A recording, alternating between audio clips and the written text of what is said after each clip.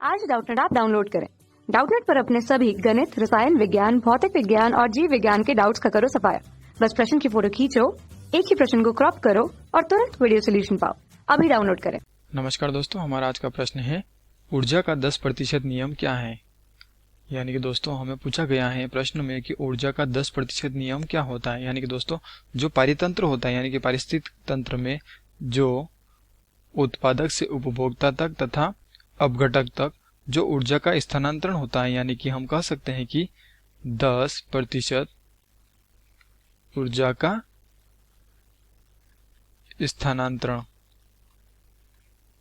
यानी कि दोस्तों 10% ऊर्जा के स्थानांतरण को ही ऊर्जा का 10% नियम कहते हैं। तो देखते हैं दोस्तों चित्र में प्रदर्शित है जहां पर सूर्य यानी कि दोस्तों सूर्य के प्रकाश की उपस्थिति में यह पौधे यानी कि यह जो गाजर होती हैं यह गाजर अपने भोजन का निर्माण कर रही हैं। यानी कि दोस्तों जो सूर्य से आने वाली विकिरण होती है उनकी जो ऊर्जा होती है वह लगभग 1 करोड़ के आसपास होती है। कितनी?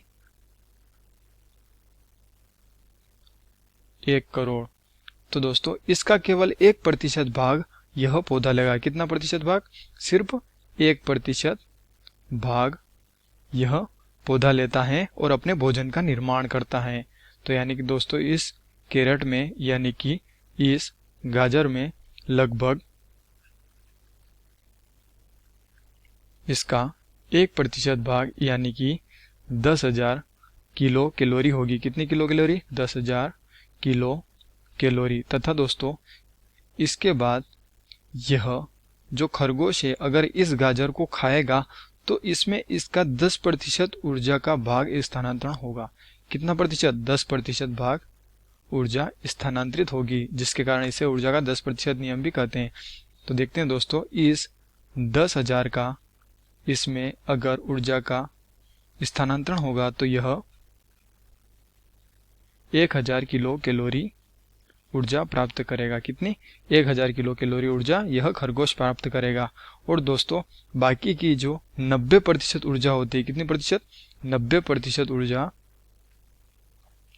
वातावरण में विसरित हो जाती है। कहाँ विसरित हो जाती है? वातावरण में चली जाती है, वातावरण में विसरित हो जाती हैं। और दोस्तों इसका केवल 10% भाग ही यह खरगोश ले पाता है। और दोस्तों वापस से जब यह लोमड़ी इस खरगोश को खाती है तो इसका केवल 10% भाग, कितना प्रतिशत भाग? केवल 10% भाग यह लोमड़ी ले पाती है। यानी कि हम कह सकते हैं कि 100 किलो कैलोरी यह लोमड़ी इससे ऊर्जा प्रदान करेगी।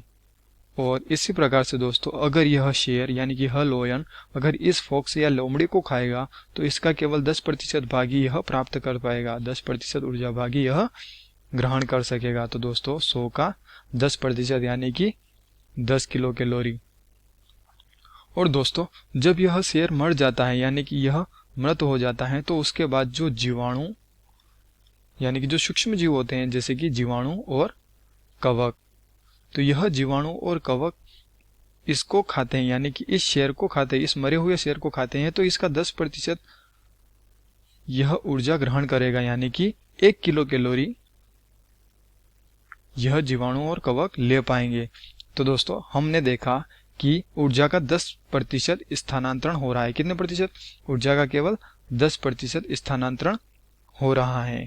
तो दोस्तों यह जो पौधा है यानी कि यह जो गाजर है यह सूर्य के प्रकाश की उपस्थिति में अपने भोजन का निर्माण कर रहा है, जो कि केवल 1% भाग से सौर ऊर्जा को रासायनिक ऊर्जा में परिवर्तित कर अपने भोजन का निर्माण करता है। यानी कि विकिरण ऊर्जा को रासायनिक ऊर्जा में परिवर्तित करके अपने भोजन का निर्माण करता है। उसी प्रकार से यह 10% फिर 10% और फिर 10% ऊर्जा का स्थानांतरण होता है और जो बाकी की 90% ऊर्जा होती है वह 90% ऊर्जा वातावरण में विसरित हो जाती है।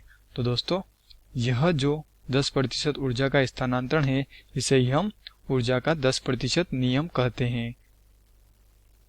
तो धन्यवाद दोस्तों, आशा करता हूँ आपको यह उत्तर जरूर समझ में आया होगा। कक्षा 6 से 12वीं से लेकर नीट, IIT, JEE वो एडवांस के लेवल तक 1 करोड़ से ज्यादा छात्रों का भरोसा। आज ही डाउनलोड करें डाउटनेट ऐप या व्हाट्सएप करें अपने सारे डाउट्स 8400 400 400 पर।